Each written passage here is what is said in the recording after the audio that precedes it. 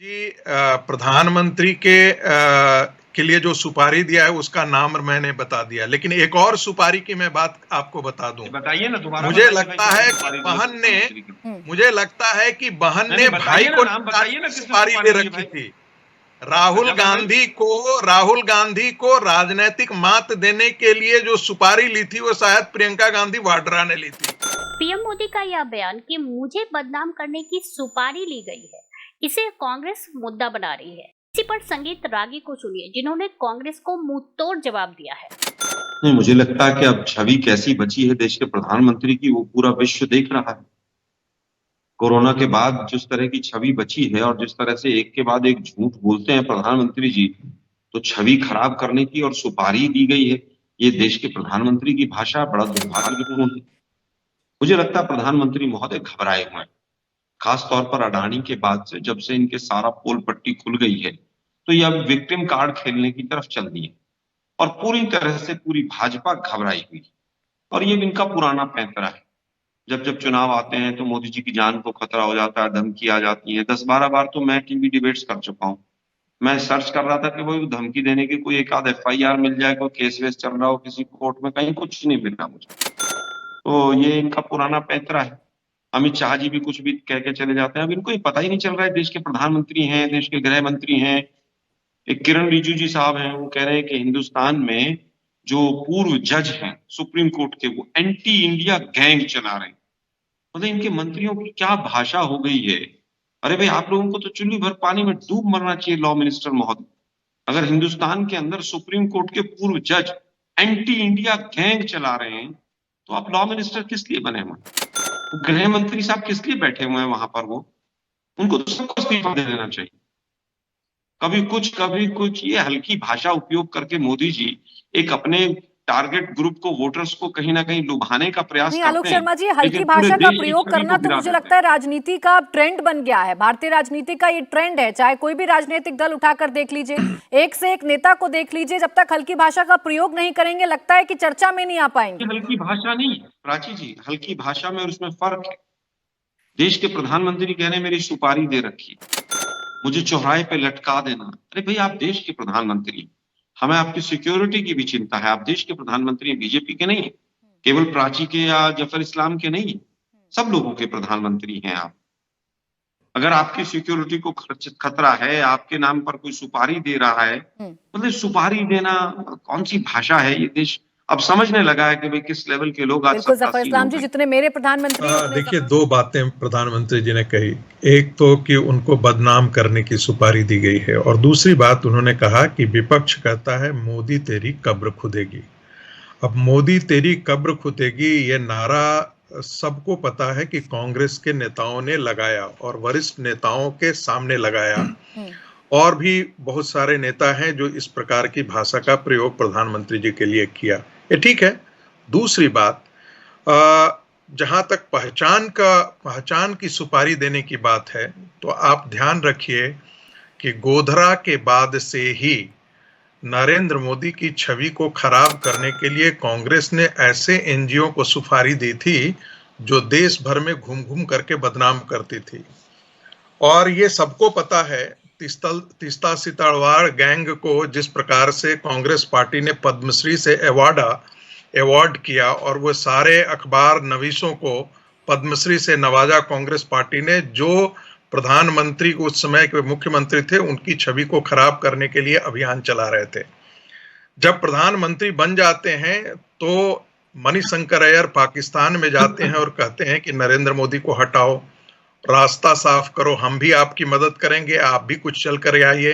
तो पाकिस्तान के अंदर नरेंद्र मोदी को खत्म करने की साजिश का हिस्सा कांग्रेस बनती है। राहुल गांधी जैसे उनकी दादी जी थी, जब श्रीमती गांधी हार गई थी तो जाकर के ब्रिटेन से अपने आप को रीलॉन्च की थी, और तब वो उसी स्वीट में रही थी जहां पहले वो प्रधानमंत्री के तौर पर रहती थी, और उनके पैसे का खर्चा जो है वो ब्रिटेन के एक बड़े उद्योगपति करते थे, और वहां से उनकी रीलॉन्चिंग की शुरुआत की गई थी और जनता पार्टी को बदनाम करने की शुरुआत की गई थी। राहुल गांधी जाकर के विदेश में भारत की छवि को, चाहे वो न्यायपालिका हो, चाहे वो चाहे वो और संस्थाएं हो।